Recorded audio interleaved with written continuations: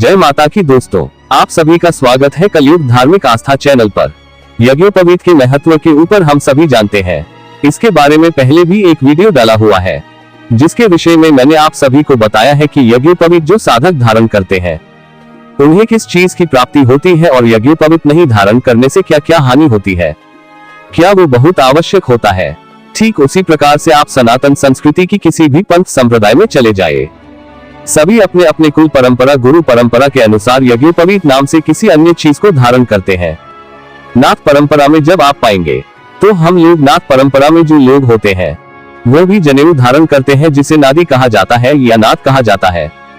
जैसे आप सामान्य साधक है या जो ग्रस्त साधक है, अन्य परंपरा में भी है जो जनेऊ के द्वारा पूजन पाठ करते हैं, जिन्हें वो मस्तक से लगाते हैं उनका पूर्ण रूप से अभिमंत्रण होता है, खंडित होने पर उसे बदला जाता है।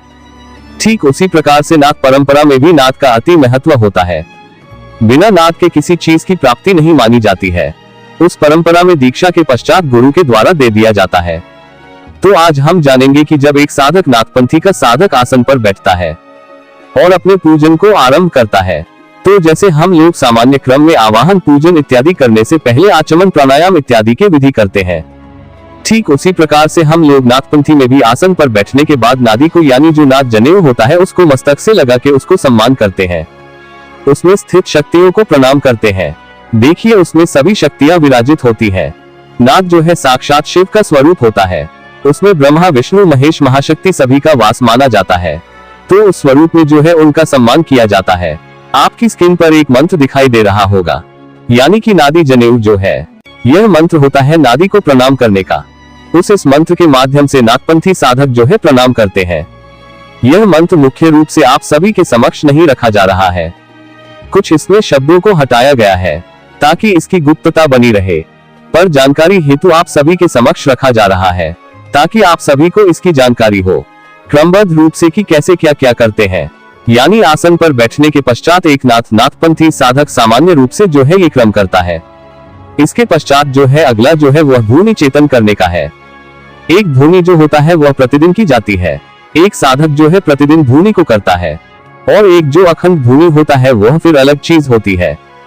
तो रोज जो भूमि किया जाता है नाथपंथी में जब कोई दीक्षित हो जाता है और गुरु के द्वारा उसे आदेश प्राप्त हो जाता है कि आपको भूमि चेतन करना है, तो भगवान गोरखनाथ हो या नाथपंथ की कोई अन्य साधक हो या अन्य सिद्ध हो, उनकी भूमि चेतन करने के लिए अलग अलग मंत्र होते हैं।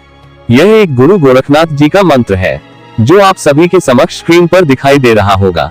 इसमें भी यह मंत्र पूर्ण रूप से आप सभी के समक्ष नहीं है, ताकि आपको जानकारी हो इसलिए आप सभी के समक्ष रख रहा हूँ। भूमि चेतन करने के लिए भी मंत्र का प्रयोग किया जाता है।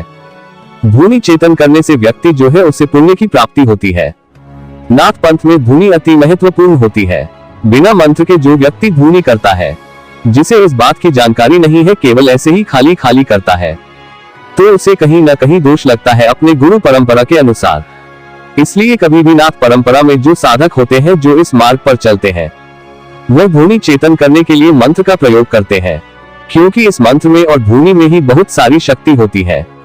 इसके द्वारा ही सारा चीज प्राप्त हो सकता है। भूमि के द्वारा धूनि में ही सभी कोई विराजता है। जिस तरह अखंड ज्योति में भगवती की शक्ति विराजती है, उसी प्रकार से भूमि में धूनि के माध्यम से ही नाथपंथी में शक्तियों का आवाहन किया जाता है। नाथ परंपरा में ये सबसे महत्वपूर्ण होता है। तो आशा करता हूँ आज की जानकारी आप सभी को अच्छी लगी होगी। आगे हम जानेंगे कि और कौन कौन सा क्रम होता है और क्या क्या करना पड़ता है। इस श्रृंखला को फिर आगे बढ़ाएंगे। तब तक के लिए हर हर महादेव। 9 नाथ 84 सिद्धों को आदेश आदेश आदेश।